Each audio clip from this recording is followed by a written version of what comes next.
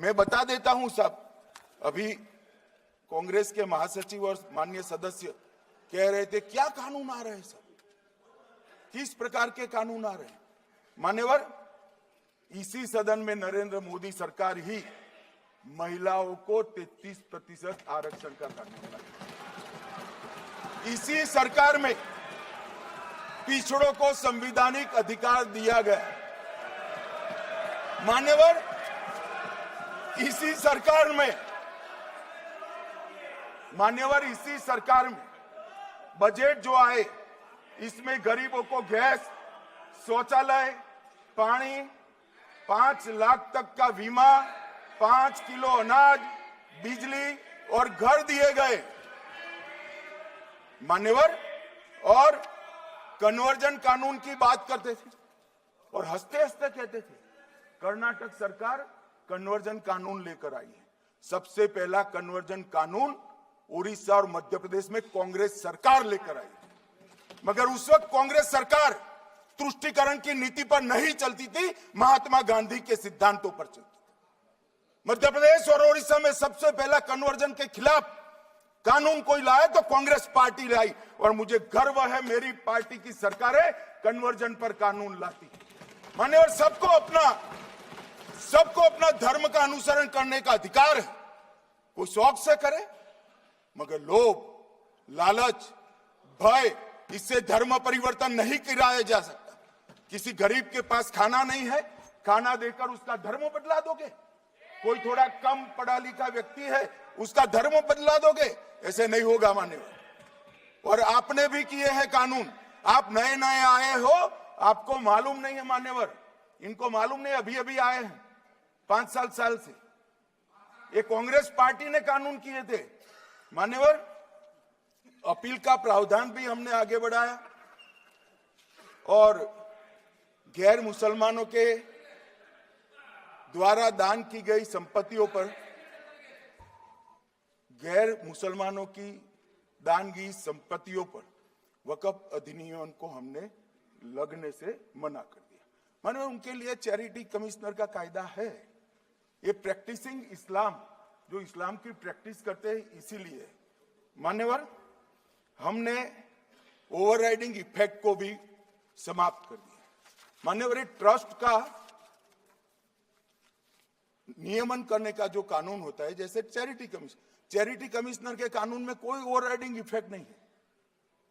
जहां क्लासेस आते हैं वहां ओवरराइडिंग इफेक्ट होती है। यहां ओवरराइडिंग इफेक्ट इसलिए देगी कि आप जिसकी संपत्ति हड़पी जाएगी उसको कोर्ट से जाने से रोकना चाहते थे, इसलिए ओवरराइडिंग इफेक्ट जो हमने मान्यवर निकाल दिया है। मान्यवर, एक ऐसी चर्चा लेकर आए कि चर्चा नहीं।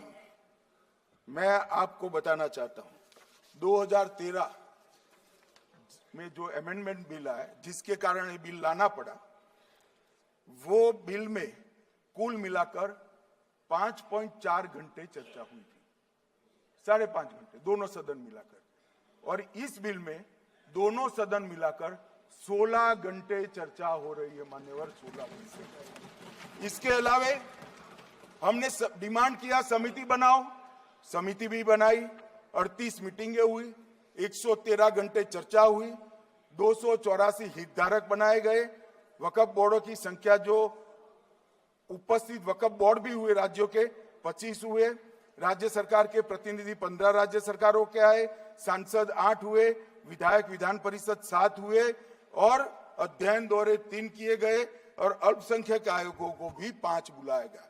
ये सबसे 92.68 लाख करीब 1 करोड़ सुझाव देश भर से ऑनलाइन आए, इसकी मीमांसा कर एक कानून बनाए।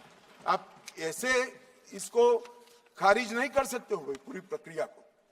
आप जो कर रहे हैं 5.5 घंटे की प्रक्रिया, ये बहुत लोकतांत्रिक प्रक्रिया है, और हम 16 घंटे चर्चा करते हैं कि चर्चा आपके अनुरूप चर्चा नहीं हो सकती।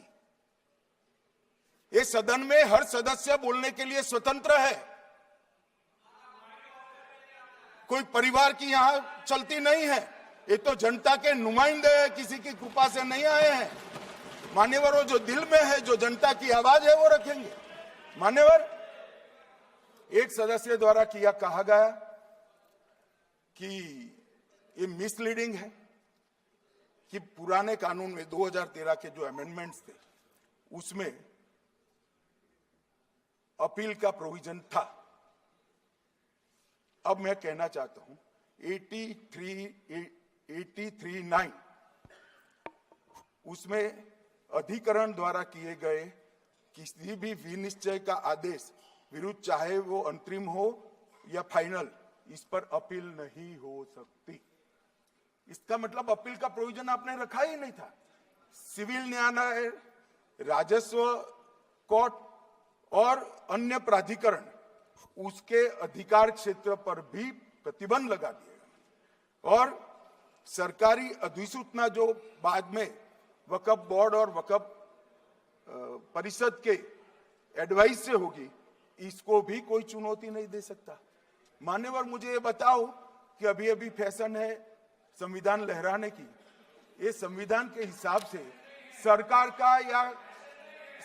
का या किसी भी निजी संस्था का कोई भी फैसला मान्यवर कायदे की कोर्ट से बाहर कैसे हो सकता है?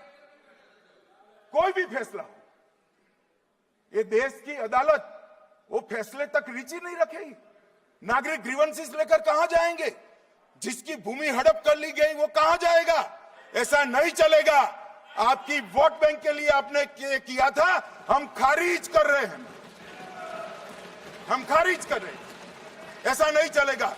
अदालत में जाइए, जिसको ग्रीवेंसेस है इधर और साइड से, और अदालत न्याय करेगी। न्याय के लिए तो अदालतें बनी हैं।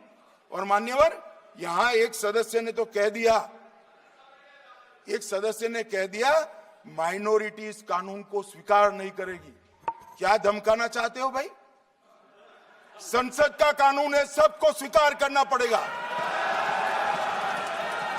स्वीकार नहीं करेंगे मतलब क्या है? कैसे बोल सकते हैं कोई हम कानून को स्वीकार नहीं करेंगे? ये कानून भारत सरकार का है, हरेक पर बंधन करता होगा और इसको स्वीकार करना पड़ेगा। मान्यवर, ये हमने तो खैर वक्फ को छेड़खानी नहीं की। वक्फ बोर्ड और वक्फ परिषद के अंदर बदलाव किया है, मगर वक्फ के लिए भी क्या क्या जजमेंट आए।